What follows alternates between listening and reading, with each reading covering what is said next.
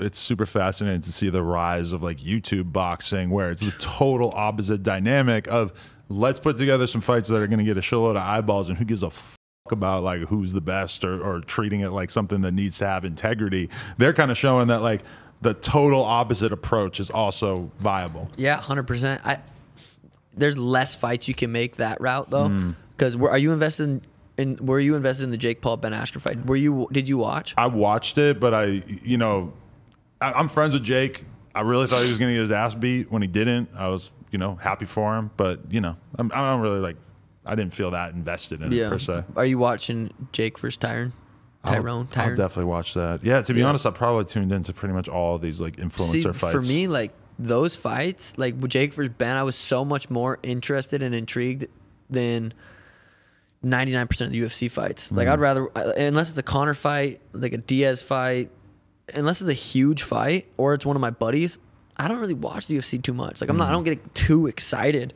I mean, same with Bellator. Like I like watching exciting fights that I'm like interested in. Like what the and even Logan versus Floyd. I was sitting on my chair like sweating like what the this is crazy. Yeah. Jake versus Ben, Jake versus Tyron. I'm gonna go to that. It's gonna be sweet.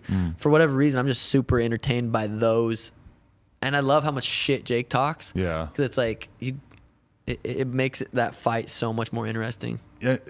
From your perspective, as somebody who's obviously got a lot of experience with striking and stuff, how do you feel when you watch Jake Paul? Do you feel like he really is getting like to be that good? Like it's kind of like our perspective of him is colored by the fact that we haven't seen him take an L, so we're all kind of like, "Fuck, this guy's dope," but a lot of us aren't necessarily experts. Yeah, no, Jake. I'm definitely buddies with Jake. I wish I could watch him spar against a professional boxer that I knew and could get a really good idea of his skill level. Going into the Ben Askren fight, I'm like, I know for a fact Ben Askren can't box. Like, you just look at him hit mitts, you look at him, he's never been a boxer, he's a wrestler. So when he knocked out Ben, I was like, okay, that just proves to me that Jake can box and Ben Askren can't fucking box. This fight, Jake versus Woodley, will prove a lot. Woodley can fucking box. He's not a high-level black belt boxer.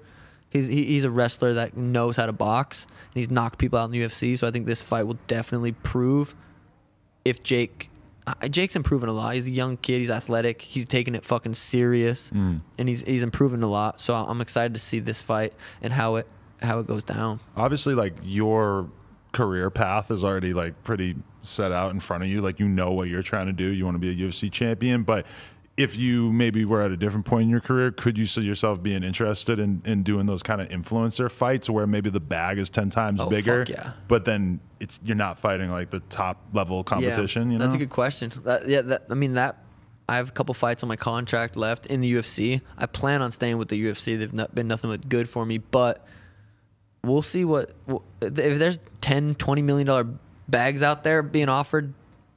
We'll see. UFC don't pay you like that. They just don't. Eventually, I'll get to a point where I'm Conor level and I can make that money.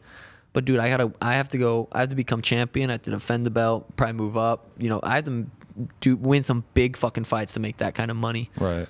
But also with winning the fights, like even just winning that last fight, that makes the merch go up. That makes all the sponsor money go up. So I am making good money from the UFC because they give me that platform to be able to get all the eyeballs for everything else.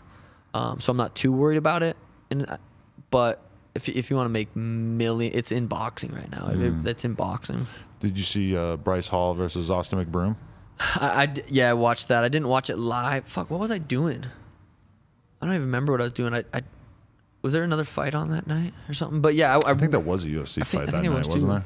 But I went back and rewatched it. Austin looked pretty good. Yeah. Right. It's funny, dude. It's so funny how delusional, not those two in particular, just delusional males are when it comes to fighting. If they've never had their ass whooped before, they think fighting something totally different. They have this completely made up story in their head that they think they can whoop someone's ass. Right. And then it comes into it, and 20 seconds into a fight, and you're fucking gassed out. That's the one thing that so many dudes will just allow themselves to be fucking deluded about. They'll just tell themselves lies about like, oh, if so-and-so did this, I would fuck him up. And it's like, you know, it doesn't seem like there's any attempt to sort of tether that to reality, which is fascinating. And I probably do it too. I probably sat there and told my girl, like, if that fucking dude sits on me, I'll beat his. No actual consideration of how I would do in that fight. Right? How you know? would you do? Yeah, that's funny. I see that all the time, dude. People talking shit. Even like, it's like, how would you, if someone says, I'll a lot of people say too, like, I'll just black out and beat his ass. Like, how would you beat his ass? Like, what would you do? And blacking out is probably not a great. Definitely not a good idea. Like, for me, if I'm fighting somebody, I would rather them be very upset, angry, emotional, wanting them to fight me. That's what Conor did so well, especially with Jose Aldo. Got him so aggressive, so mad, so angry. You make some mistake, fucking you know, that taps your cardio too. Cardio is king in this sport, dude. You have to have good cardio. You could be as skilled as you want in the first round, but you gas out in the second round, your skills aren't there, and your cardio's, I mean, if your cardio's not there, your skills are going to drop. So cardio is fucking king in this sport. And that's another thing people don't even think about. Like, random people that'll get in a street fight or something. Like, dude, you'll be gassed out, heart rate 200, on your knees in a minute. What would it take to make you get in a street fight at this point? Knowing that it's probably a pretty bad career move. Yeah, but, no, very bad. You also know that you're very capable. What would it take? Someone trying to jack my watch. Disrespect you in front of your kid. Yeah, that's got to be one. Elena, like, she's so young. I feel like someone that I would look at, whoever's disrespecting me in front of my kid, like, I would look at them as just like, you're retarded. Like, what do you do? Like, it would take a lot for me to actually physically want to do anything to someone, just because I don't know. I just would look at that person as like so stupid. I don't know. I definitely wouldn't want to hurt anybody in the streets. If I did get in a street fight, I'd probably teep kick, that little sternum kick I'd throw right to their sternum, and it'd probably make them fold over. Yeah, but I definitely got that would at your hurt. disposal. It's nice. It's a nice way to take care of it. It's a nice from a fucking long kick.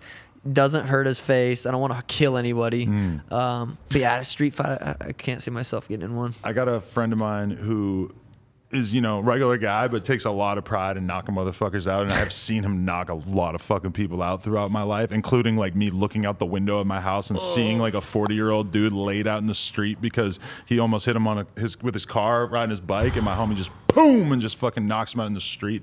But he was telling me a story, and this is like, I've never heard a story that basically was like him getting disrespected and then just letting it go. And he told me that he was like at the beach, and this dude who was like clearly a gangbanger like came up to him while he was with his like 4-year-old and fully tried to punk him. Like, I forget exactly what he said or did, but he told me, he's like, yeah, I just walked away. Like, I'm not gonna fucking get clapped in front of my kid. I'm not gonna like let this situation just seems so obviously bad that he turned his pride off for once in his fucking life and just let it go. And I was like, I'm kind of proud of you. Dude, yeah, that's the bigger man right there. That's the bigger person, being able to walk away.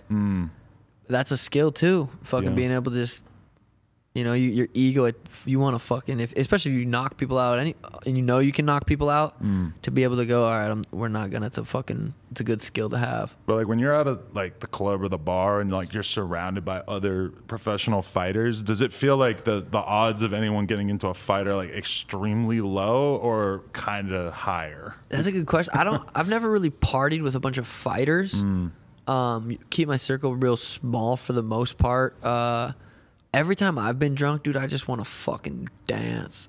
Call it dancing. I don't know, wiggle mostly. Just fucking stumble around drunk. I like going up to everybody. Just, you having a good time? Just fucking screaming. Right. Just, I'm a happy fucking drunk. So I don't even think about fighting or think about if I'm in danger. I'm sure if something happened, I need to fucking bust someone up real quick, I'd be able to. Right. But I've never even, when I'm drunk, dude, I'm just making sure everyone's having a good fucking time.